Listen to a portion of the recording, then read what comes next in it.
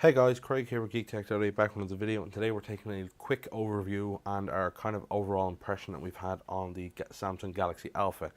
This is Samsung's latest device, and it's their first that actually includes a metal frame, something people have been looking forward to for a long time, something we've been expecting for a long time, and it's finally here. And we're going to talk about our opinions on the design and how it looks, and we're going to take a look around the entire device. But that's pretty much it. Before we do that, we're going to take a look at the box itself. The contents it has, it's just a quick look at what it comes with. Samsung hasn't really changed anything in the aspect of their box design or contents, but we will get a look at it and then we'll move on to the phone itself. Okay, so here is the box the Samsung Galaxy Alpha will come in. Pretty standard box from Samsung, and it's something we've seen before. Slight differences in design compared to the Samsung Galaxy S5, which is more of a brown color, but they've gotten rid of that whole cardboard look for a little bit more of a premium design, I guess you could call it, but it's still overall identical. But we will go ahead and open this up and show you where it comes in. I've already been using the device for the last while, so sorry it's not an official unboxing video, but it's just to give you an idea of what the device comes with. But straight out the way, you've got all your warranty product information right here. A standard USB 2.0 cable in white, in-ear earphones with extra different size buds should you choose to change them. And then finally you have a USB 2.0 charger, which is rated at 5 volts at 1.55 amps. I will zoom in there just in case you want to get a better look. There you go. That's the charger there. Pretty much what we've seen, identical to what we've seen before. But that's pretty much all the content there that it comes with. I'll zoom back out. As you can see, that's pretty much everything you're going to expect to get in there. Obviously the battery will be separate and it won't be inside the device, but that's pretty much the box itself. Samsung haven't done anything real different with the overall box design. It's not that it's important, but we thought we'd give a look at it nonetheless. You can see the specs there on the back if you want to pause that and get a look at what exactly it is, but we will get into that more when we take a closer look at the phone. One thing to note, which was sadly kind of a foray into the Note 3 experience, that this was kind of a shock, that because Samsung did such a bad job actually advertising what this actually meant. Some places were reporting it, some weren't. Some places had stickers, some didn't. But now it's kind of official. This is what they're going to be doing, and it's, from a business sense, it makes sense. Basically what this means is that if you buy a device from one territory, in this case a European model, you need to use a European SIM card. That's assuming it's SIM free. If it's carrier locked, you can ignore this. It makes no difference because it's going to be SIM locked to a device no matter what.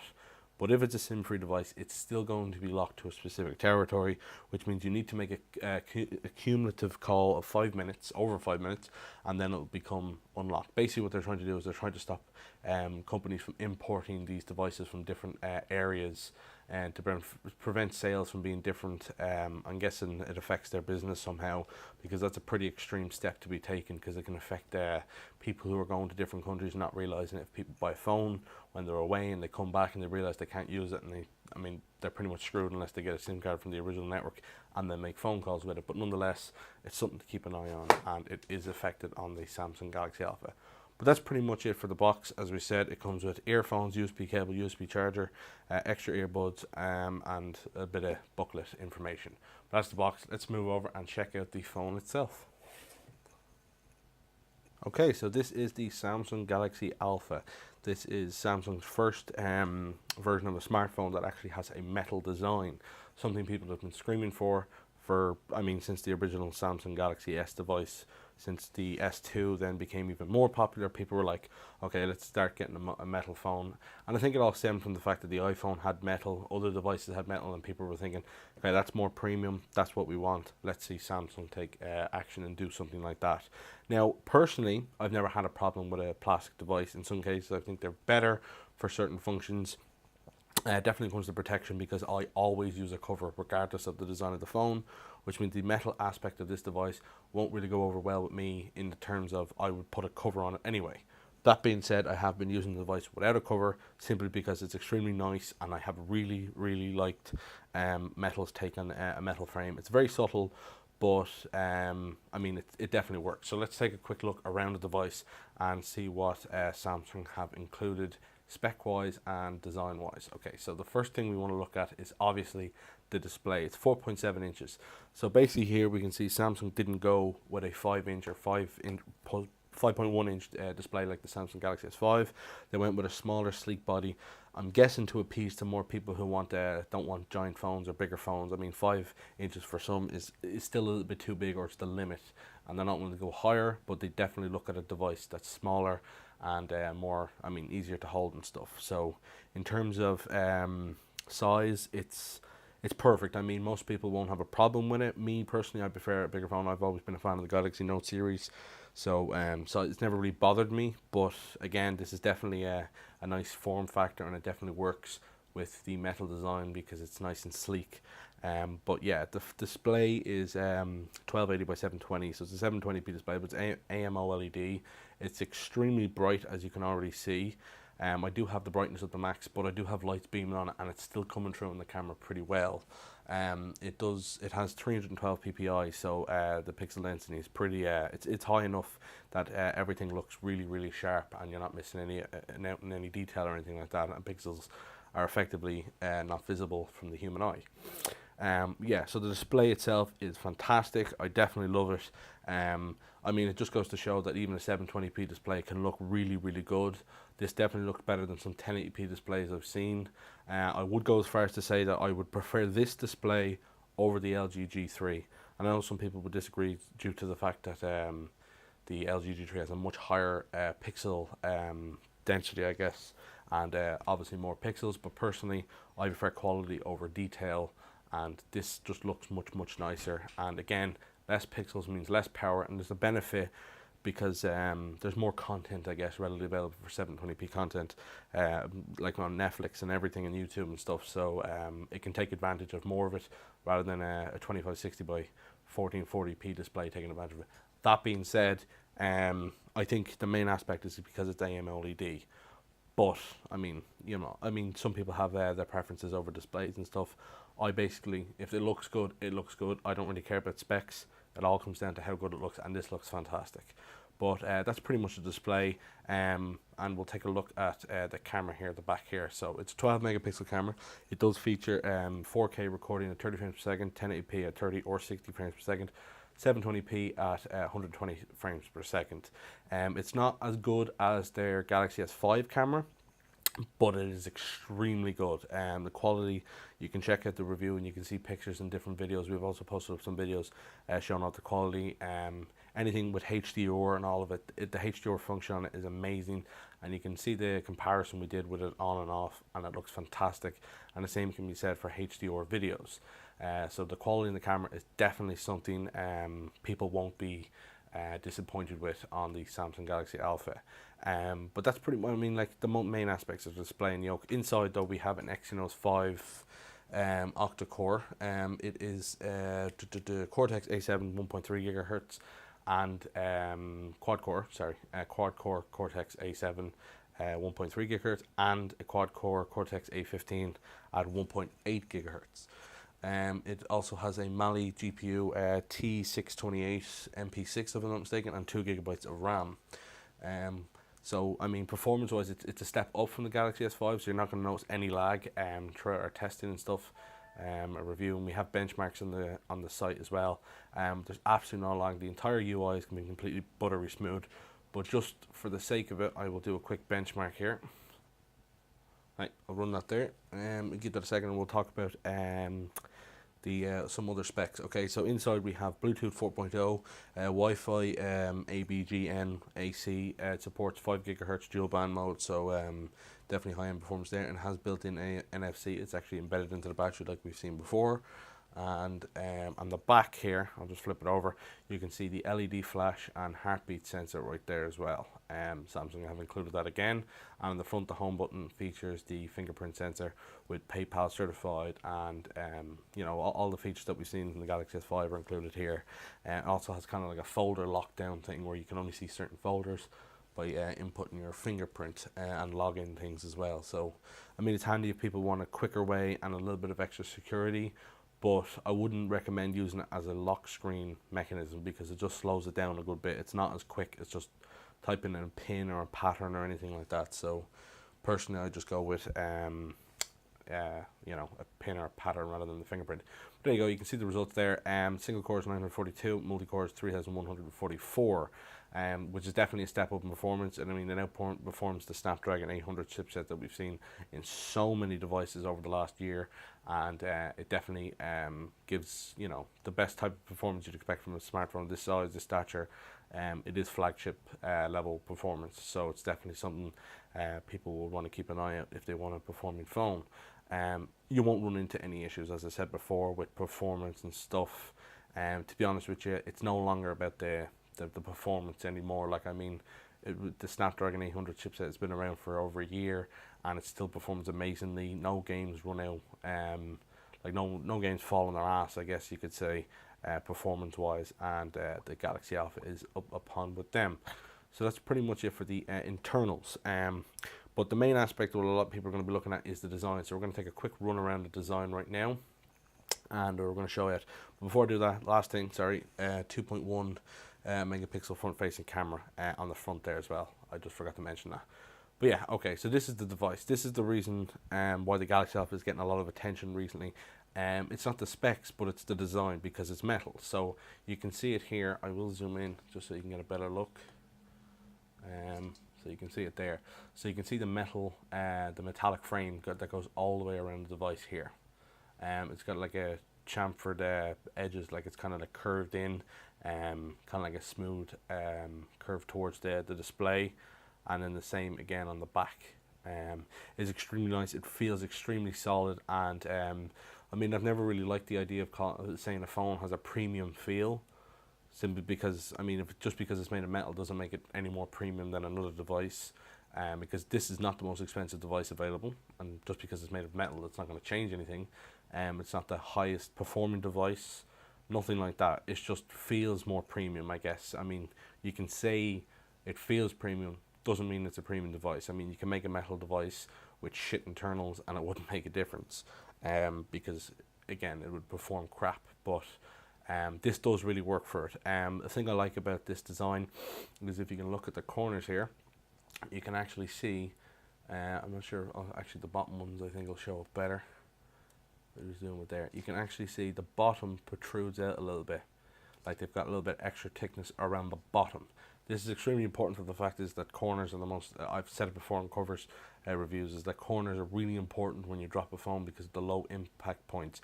If a phone falls flat like that, the damage will be spread across the entire device and it won't be at one point. But if it falls at a corner, the impact will be so great on one area that the screen will more than likely shatter. That's why you see a lot of devices with cracked screens, they always stems from a corner. But again, I mean, I'm hoping the extra little thickness there will do a little bit towards protecting the device, even though I still recommend using a cover if you want to protect your device, because no one wants to be spending €400 or €500 or whatever it is on a device and then having it drop and smash, because these things are ridiculously hard to repair, because the displays are glued to the actual display itself, the front glass and stuff. So replacing it is pretty much a new front panel, which can be anywhere from €150 to €200. Sometimes it's cheaper, most of the time though it's expensive, and I mean, that could be a factor for the fact that this is a 720p display. It might not be as expensive, but again, it's still very new, so parts like that won't be readily available yet. But again, the extra corner, the extra metal in the corners, I'm hoping will do some sort of a positive factor. I know the internet's been lighting up over the Galaxy Note 4 because it has a similar design to this, and there's a thing people are talking about, which is the gap gate, which I think is a little bit ridiculous. I mean, it's been kind of thrown out of proportion. One, so what if there's a gap? I mean, that's not, I mean, you can't complain about an issue until there's an issue, and there hasn't been an issue. It's just people notice something and they think maybe it's a big deal. But there may be a positive reason for that.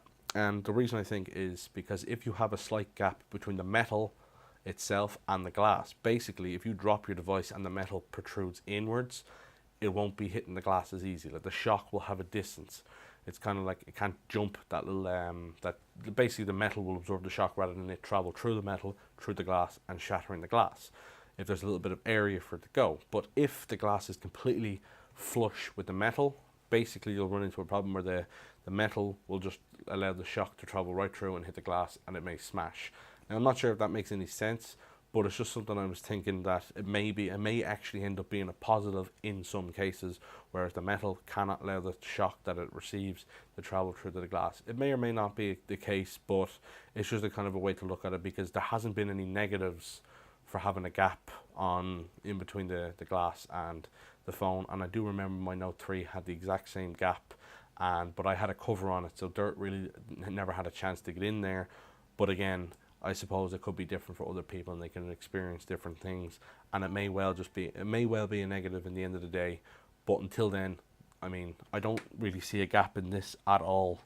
But this is a much smaller device, and I mean, you can zoom in there. Yeah, I mean, it's nearly impossible to see any sort of a gap.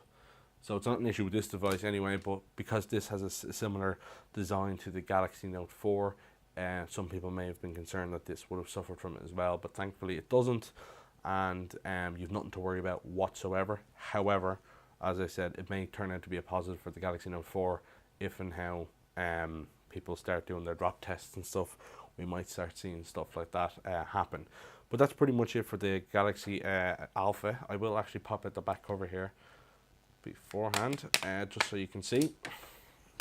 You'll probably notice the one downside and the one critique I have for the design of this device. Something I just can't understand is why Samsung left out a micro SD card. I just can't fathom that. I mean, it's removable cover, removable battery. They've got all the things that they've normally had with designs. There's no reason why they couldn't have just thrown in a micro SD slot. I mean, some people, it might be that, I mean, there's just no room for it, but I would have made room for it, because that's a massive importance to me when buying a phone, is that I always look for being able to expand the storage. But sadly, that's not an option. It does thankfully come with 32 gigabytes as standard, but a good few gigs of that are already used up by Samsung bloatware and stuff that they include. So it is kind of a downside that there's no way to expand it, especially with 128 gigabyte cards available that someone might want to fill with movies or stuff like that. If they're going to different countries, if they're traveling and stuff, they might want to fill it with movies, but they can't, sadly, because they don't have a lot of limit and stuff, and they don't want to be using data wherever they go, or they don't have access to data. But again, that's pretty much, I mean, that's my only gripe, is the micro SD on this device, is the lack of expandable storage. And it's not so much the fact that it doesn't have it, it's the fact that I'm shocked so much that Samsung didn't want to include it, because they've done it so many times before, and pretty much every device I've seen from Samsung has had micro SD slots, except this one does not. It does take a it takes a nano SIM card, which again, I mean, it's a shrunk down size, but I mean, if you're getting this device, just a quick warning that it does take a nano SIM card. If you don't already have one, you will need to get one from your network provider. But again, that's pretty much the design of the device. Again, it's metal frame. It definitely feels solid. It's got a premium look and feel to it. I have really liked using it over the last few days, and I have enjoyed the fact that I mean, they didn't go full on with a metal design. They just went with the frame, and they still have all the similar aspects that we've liked before with the removable battery and stuff. I mean, that would have been too much. That I would have thought is going the wrong direction.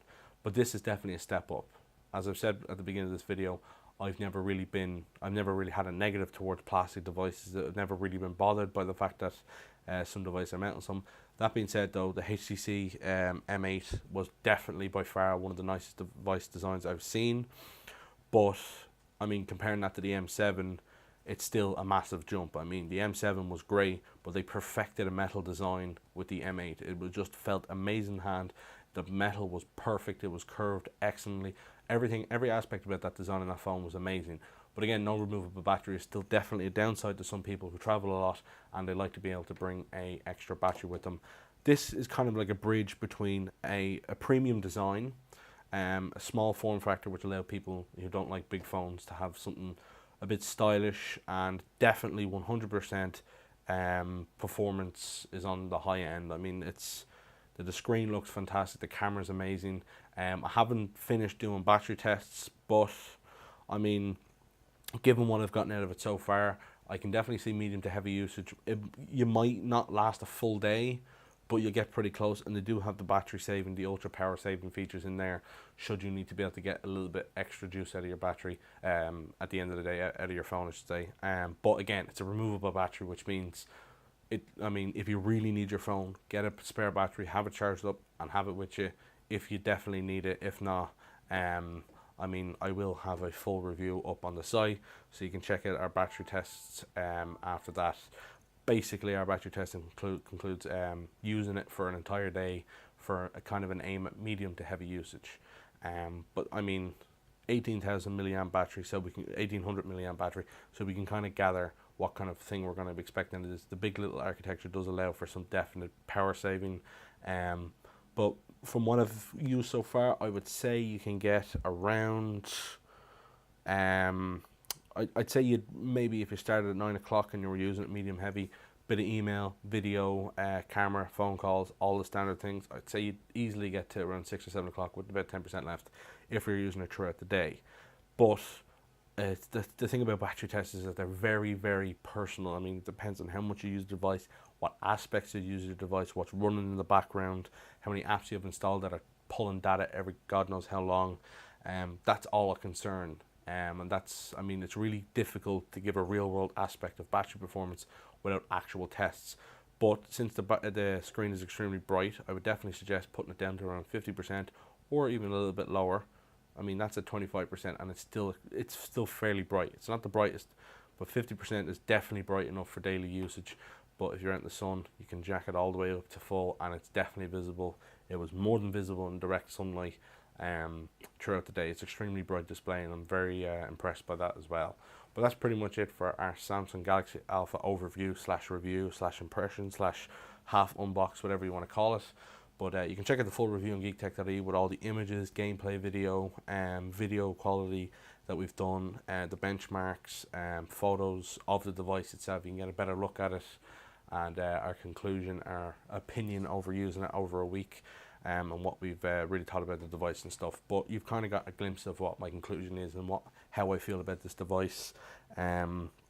But yeah, it's a pretty solid design from Samsung. It's a pretty solid take on a metal device, and obviously we're seeing that with the Galaxy Note 4, so we may see that with the Galaxy S6 as well, and from now on we'll see it on more devices. But for right now, if you want a lovely metal device from Samsung with Android, which I mean is not as expensive as devices as much, I think. I mean, but if you're set on getting a Samsung device, can't go wrong with the Galaxy Alpha. Although if external memory is a problem like it is for me, I mean it's an importance. Sadly, you can't do it. It does have 50 gig Dropbox, but I mean again, micro USB wouldn't have been that hard. But again, I mean that's only for some people to have a problem. I know I've stressed it a lot in this, but it really is a shocker. But yeah, that's pretty much it for the video. So you can check out our other videos and check out the full review with the link below. Like the video if you liked it, or you can, I mean, not like it, I guess. Or dislike it if you didn't like it. But yeah, leave a comments in below if you've any opinions on the Galaxy Alpha and if you think their design is a good direction. And thanks for watching.